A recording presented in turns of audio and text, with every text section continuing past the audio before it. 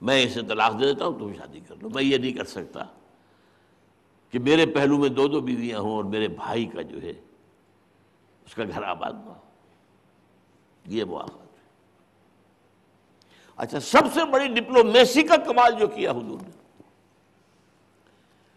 ظاہر بات ہے کہ ایمان تو لائے تھے اوس اور خزرج والے، بنو قریظہ یا بنو نذیر یا بنو قینقاع یہ تو ایمان نہیں لائے، تو اڑ گئے، منتظر تھے کم وقت، لیکن بدبخت رہے.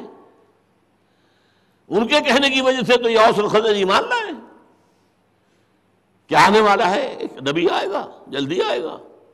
ان کا خیال تھا ہمارے اندر آئے گا، ہمارے پاس تو سول پروپرائٹریشپ ہے، موسیٰ کے بعد سے کوئی نبی ہمارے باہر آیا ہی نہیں، اب بھی جو آئے گا ہم میں سے ہوگا. We are the chosen people of the lord. آگے بنو اسماعیل میں سے، ان سے تو وہ نفرت کرتے تھے. یہ ان پڑھ لوگ، یہ اجڑ لوگ، یہ گوار لوگ جن کے پاس کوئی شریعت نہیں، کوئی کتاب نہیں، کچھ نہیں، ان میں سے آ گیا. اپنا تکبر، اپنا غرور، اپنا حسد، اپنی چوزراہٹیں، جو فتویٰ کی مسند پر بیٹھے ہوئے تھے وہ مسندیں چھوڑنے کو تیار تھے. اب مفتی اعظم آ گیا ہے محمد صلی اللہ علیہ وسلم.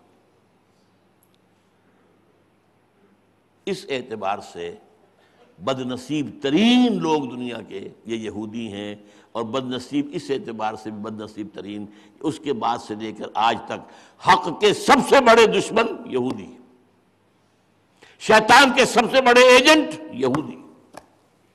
یہ میرا علیحدہ مضمون ہے. دجالیت کی حقیقت، جو شر کی سورس ہے وہ شیطان لعین عزازیل، اور دنیا میں ان کے سب سے بڑے ایجنٹ انسانوں میں یہود. پہلے اور بھی تھے، لیکن اس واقعے کے بعد وہ سب سے بڑے ایجنٹ ہیں شیطان کے. بہرحال تیسرا کام جو کیا انہوں نے، ان سے معاہدہ کر لیا، جکڑ لیا انہوں نے. یہ میثاق مدینہ آج کل ہمارے ہاں بہت سے جو سیکولر جو لوگ ہیں وہ بیان کرتے ہیں کہ یہ دستور نہیں تھا، یہ معاہدہ تھا. دستور تو بعد میں آئے گا، سورہ توبہ میں آئے گا. ابھی پوری طرح ریاست وجود میں نہیں آئی ہے. جو آج کا کانسیپٹ ہے ریاست کا، حکومت قائم ہو گئی ہے. حضور بے تاج بادشاہ کی حیثیت سے آئے ہیں. عبداللہ ابن ابی کے خواب جو ہے پریشان ہو گئے. یہی وجہ ہے کہ اول روز سے جو منافق تھا وہ عبداللہ ابن ابی تھا. اس کے تو بادشاہت کے خواب ختم ہو گئے نا. وہ تو مدینے کا بادشاہ بن رہا تھا، اس کے لیے تو جو ہے وہ تاج تو تیار ہو چکا تھا.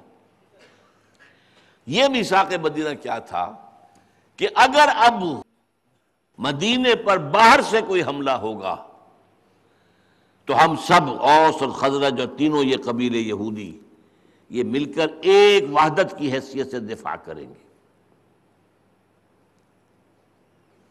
دی defence pact, joint defence pact of Medina, اس کا نام ہے میثاق مدینہ. میثاق معاہدہ، joint defence pact of Medina.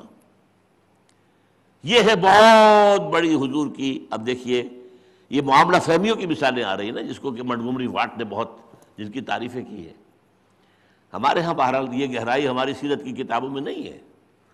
یہ گہرائی ان کے ہاں ہے لیکن ہمارے ہاں نہیں ہے. البتہ یہ ہے کہ یہ میری کتاب منہج انقلاب نبوی اور BA خطبات انشاءاللہ کتاب کی شکل اختیار کریں گے، اس سے وہ کبھی پوری ہوگی. فلسفہ سیرت جس سے سامنے آتا ہے، صرف سیرت نہیں، فلسفہ سیرت.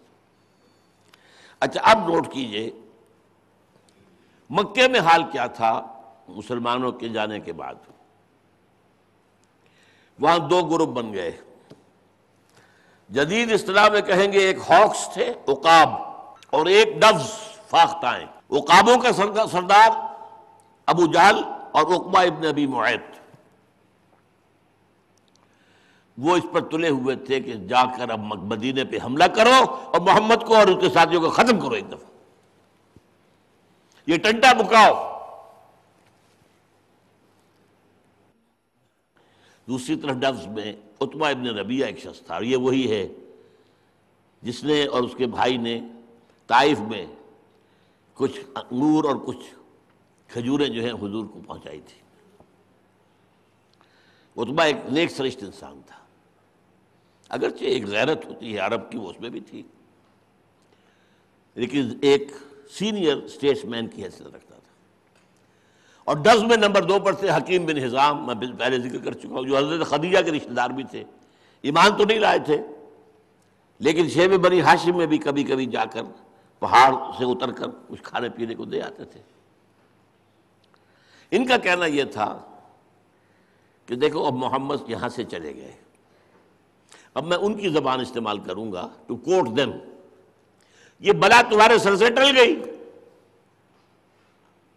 اور محمد نچلا بیٹھنے والا آدمی نہیں ہے، وہ وہاں جا کر یہی کام کرے گا، ٹھیک، وہاں مخالفت ہوگی، اب اس کی جنگ ہوگی بقیہ عرب سے، ہماری ان فائٹنگ تو نہیں رہی نا، یہاں ہوتی تو ہم اب جو ہے قریش آپس میں ایک دوسرے کے مد مقابل ہوتے، وہاں ہوئی، اور بقیہ عرب قبیلوں کے ساتھ اگر محمد کی لڑائی ہوتی ہے صلی اللہ علیہ وسلم، تو اگر محمد جیت جائے، اب ذرا غور کیجئے کس قدر دور رس بات کہی ہے، محمد جیت جائے تو ہمارا کیا نقصان ہے، ہمارا کرشی بھائی ہے نا، ہماری حکومت قائم ہو جائے گی پورے عرب پر،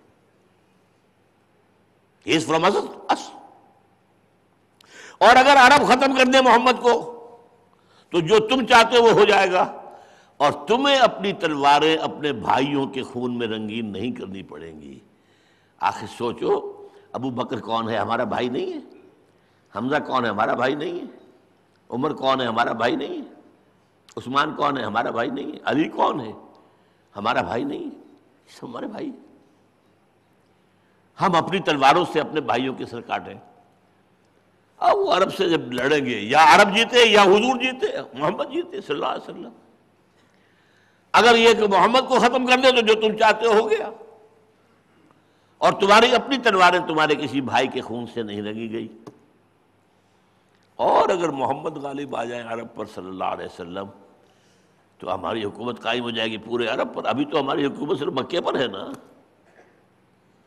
ویسے ہماری حیثیت ہے، اور وہ اس وجہ سے ہے کہ تمام قبائل کے بت ہمارے پاس رکھے ہوئے، ہوسٹیج تمام کے قبائل جو ہیں وہ رکھے ہوئے بت جو ہیں مکے کے اندر، خانہ کعبہ میں 360 جو ہے بت کیوں تھے، ہر قبیلے کا خدا وہاں موجود ہے، اور اب جب چاہے اس کی گردن مروڑ دیں، اٹھا کر پھینک دیں اسے کعبے سے باہر، لہذا کوئی قبیلہ ہم سے جنگ نہیں کر سکتا، یہ بات تو ہے، ہمارے قافلے کو نقصان نہیں پہنچا سکتا، یہ بات تو ہے، لیکن ظاہر بات ہے ہماری حکومت تو نہیں ہے۔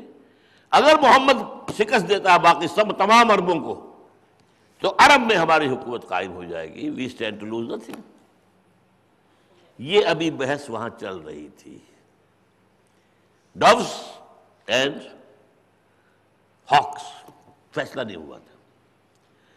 اب جو آغاز ہوا ہے کس سے ہوا ہے، یہ ہے بات، جیسے میں نے کہا تھا ابتدائی تصادم کس نے شروع کیا، جس نے کہا یہ نظام غلط، ایک